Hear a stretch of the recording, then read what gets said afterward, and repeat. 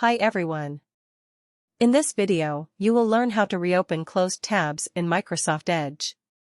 Microsoft Edge is a major web browser used widely on Windows 11 and 10 operating systems. Suppose you are working with several tabs and accidentally closed a tab, then realize that you closed the tab by mistake. It may even happen you might want to find out which web pages you visited last week. No worries, you have got covered. You can bring back your closed tabs in your Edge browser. How to reopen closed tabs in Microsoft Edge. To reopen the most recently closed tab in Microsoft Edge, right-click on the empty header space and select Reopen Closed Tab in the pop-up menu. You can also use the keyboard shortcut Ctrl+Shift+T to reopen the last closed tab.